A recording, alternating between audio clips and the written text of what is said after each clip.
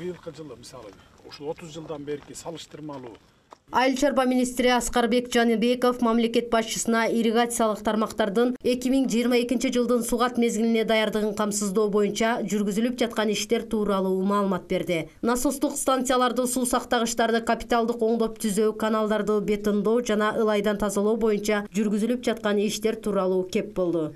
Бул жерде мен айтып кетчү нерсе, быйылкы жылы 2022 жылдын вегетациясына ошо биз суу тармактарыбызды даярдоо багытына 1 миллиард 100 миллион сом акча бөлүнүп берилди.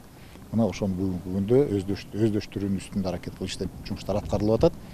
Бул каражат акыркы эгемендүүлүктүн жылдарында биринчи жолу ушундай биздин каналдарыбызды сугат сезонуна даярдоого биринчи жолу бөлүнүп атат.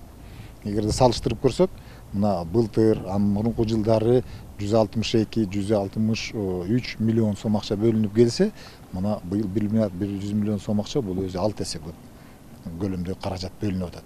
Президент жүргүзүп жаткан иштер менен таанышып, капиталдык оңдоо жана үстүбүздөгү жылдын сугат мезгилине ирригациялык тутумду даярдоо, чарбалык иштерди жүргүзүүдө суу ресурстарын башкарууга бирдиктүү мамилени талап кыларын белгиледи. Ал ирригация үчүн мындай ири сумма 1 миллиард 100 миллион сом биринчи жолу бөлүнүп жатканын, эми мамлекеттик органдарда эч кандай шултоо болбой, жана дыйкандар сугат суусун толук көлөмдө өз убагында алышы керектигин айтты. Ошол бөлүнгөн. Жерде статья менен. Быйыл силерге мынакей болушунча 1 миллиард 100 миллион бердик мына. Эми быйыл анан ушу суу жетпейт, насосубуз начар иштейт десеңер анда уят эле болот да, уят эле. Аракет кылабыз Садырмол жечи. Мындай болуп атат да. Аракет кылабыз эмес, аны андай сөздү вообще жок кылыш керек. Насос иштебей калды, суу чыкпай калды дегенде. Мына максимально бердик да силерге. Өзүңүз айтып атасызбы? Болгон 224 миллион берилген экен, эң көп берилгенде бир жылда деп ирригацияга деп.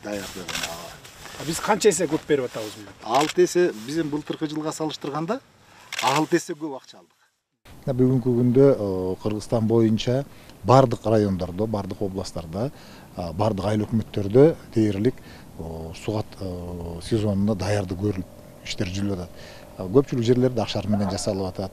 Ошол райондук суу чарба башкармалыгынын аракети менен, райондун элинин мобилизациясы менен турмушка ашырып жасалып аткан жумуштар бар. Ошол эле мезгилде айтып кетишим керек. Кыш мезгилинде ошол биздин каналдарыбызды, сугат каналдарын ремонттоо, оңдоо, тазалоо жумуштары шилдеде, кышында биринчи жолу жасалып жатты. Ошондой эле кышкы сугат деген түшүнүк дагы киргизилип, кышында дагы сугат иштери жүрүлүп атат. Бардык жерде эмес албетте, бирок ошол мүмкүн болгон жерлердин баарында кышкы сугатта жүрдү.